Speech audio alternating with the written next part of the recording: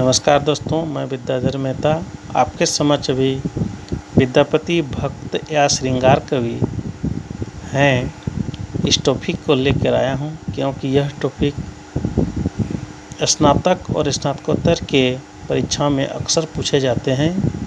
तो चलिए हम लोग विद्यापति भक्त या श्रृंगारी कवि हैं इस व्याख्यान को सुनते हैं। मैथिल कोकिल विद्यापति जयदेव के उत्तराधिकारी कवि माने जाते हैं।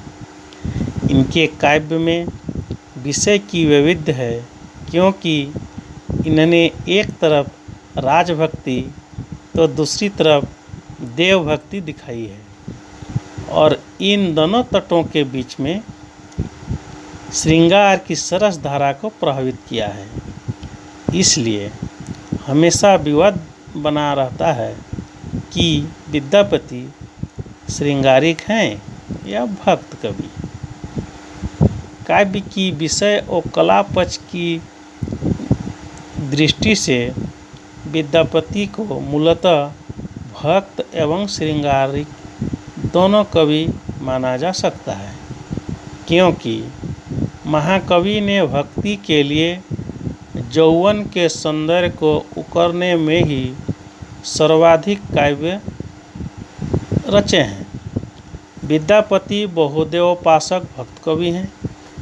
इन्होंने कृष्ण, राधा, शिव, दुर्गा और गंगा सहित ग्राम देवी देवताओं के प्रति भक्ति आराधना करके लोक के लिए गार्ह बनाया है। विद्यापति की भक्ति संध्या वेला यानी वृद्धावस्था की भक्ति है। हिंदी के आलोचक रामचंद्र शुक्ल भी स्वीकार करते हैं कि सूर की राधा वियोग बैठे ठाले का वियोगी है, वहीं विद्यापति की राधा थके हारे की भक्ति है। स्वयं विद्यापति भी स्वीकार किए हैं, माधव हम परिणाम निराशा, तहु जगतारन दीन दयामय, एतयो तोहर विश्वासा, आठ जन्म हम नींद गावल, जरा शिशु कत दिन गेला, निघु वने रमनी रसरंग मातल, तोहे भजब कनवेला। इस प्रकार सचमुच में कवि भक्ति के माध्यम से श्रृंगारिकता की स्थापना कर रहे हैं। लिखते हैं, निघु बने रमनी रस रंग मातल। यहाँ स्पष्ट है विद्यापति काव्यों में रस तत्व की प्रतिष्ठा कर रहे हैं। इन्होंने बुढ़ापा में अनुभव किया, तातल सैकत बारी बिंदु समसुतमित रमणी समाजे, तोहे विश्री मन ताही समर्पितु, अब समझू होत कन काजे। इन पंक्ति के आधार पर बहुत से आलोचकों ने इन्हें भक्त कवि की श्रृंखला में रखा है। कहा जाता है कि इनकी भक्ति भावना से संतुष्ट होकर स्वयं भगवान शंकर भी इनके घर में उगना के नाम से चाकरी किया करते थे। परंतु रामचंद्र शुक्ल इनके बारे कहते हैं, विद्यापति ने पदों की रचना श्रृंगारी काव्य की दृष्टि से की है, भक्ति के रूप में नहीं। आध्यात्मिक रंग के चश्मे आजकल बहुत सस्ते हो गए हैं। उन्हें चढ़ाकर जैसे कुछ लोगों ने गीत गोविंद के पदों को आध्यात्मिक संकेत बतलाया है, वैसे ही विद्यापति के पदों को भी। आचार्य शुक्ल के कथन सत्य है, क्योंकि पदावली में राधा और कृष्ण के यौवन सौंदर्य को तन्मयता रमणीयता के साथ समर्पित भाव से उन्मुक्तता पूर्वक गाए हैं। इन्होंने कभी भी कृष्ण और राधा को मर्यादित रूप में नहीं रखे। नक्शिश वर्णम में तो राधा को सामान्य नायिका बना दिया है।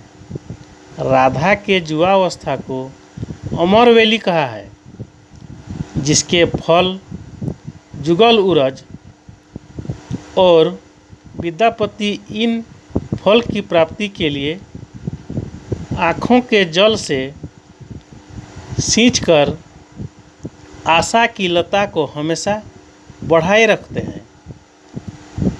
विद्यापति स्वयं लिखते हैं, आशक लता लगायल सजनी, नैनक नीर पटाए, से फल अब तरुणत भेल सजनी, आचर तर न समाए। अब माना कि विद्यापति शिव भक्त कवि हैं, पर शिव के लिए कहीं भी मर्यादित रूप की स्थापना नहीं की है। शिवजी को नायिका के उरज को उपमान के रूप में स्थापित किए हैं। कहते हैं कि नायिका के उरज यानी स्तन शिव के समान है। गले की मोतियों की माला गंगाधार के समान है, जो शिव को जल चढ़ाती है। इतना ही नहीं, उरज या स्तन के ऊपरी काले भाग को शिवजी के भस्म से उपमित किए हैं। लिखते हैं, गिरिवर गरुआ पयोधर परमित,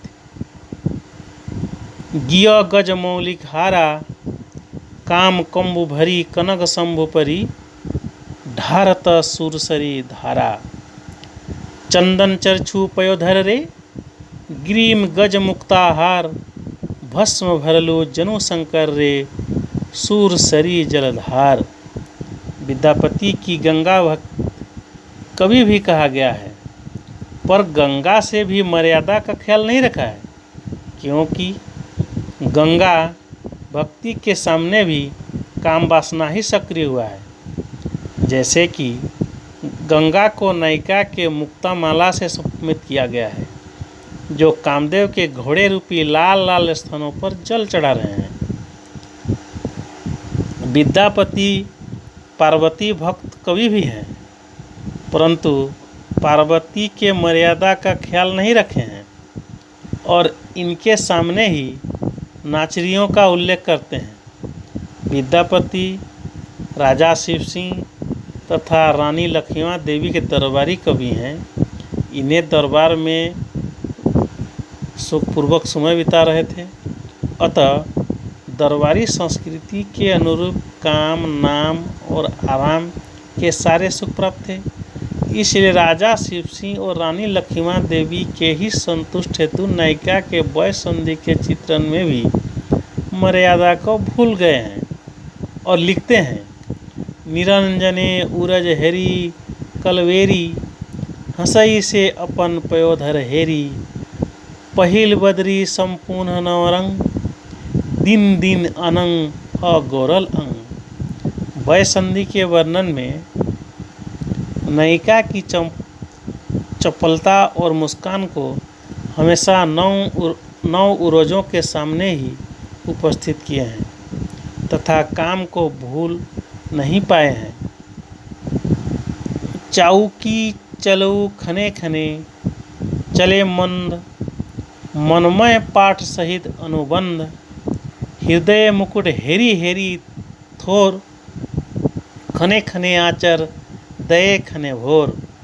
महाकवि श्रृंगार वर्णन में यौवन के वसन में हमेशा डराए जमाए हुए हैं। इसलिए साध्य स्नता नायिका के अमर्यादित रूप की चित्रण खींचे हैं। कहते हैं कि नायिका के उरज चकवा पक्षी के समान है और नायिका इसी डर से अपने भुजपाच में बंधे रखे हैं कि कहीं उड़ न जाए। कुछ जुग चारु चकेवा, नीच कुत मिलत आनी कने देवा, ते शंकाए भुजपासे, बाधिये धल उड़े जायत आकाशे।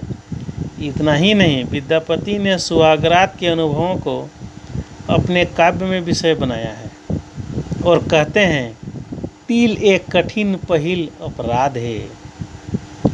इस प्रकार विद्यापति की भक्ति भावना में श्रृंगारिकता के भाव ही अत्यधिक प्रधान रूप में आ गए हैं। इनकी श्रृंगारिकता के सामने भक्ति भावना सौम्य सी दिखाई पड़ती है। अतः विद्यापति बहुदेव उपासक श्रृंगारिक भक्त कवि हैं। धन्यवाद दोस्तों। आपको ये व्याख्यान अच्छा लगा होगा, इसलिए चैनल को सब्सक्राइब करें।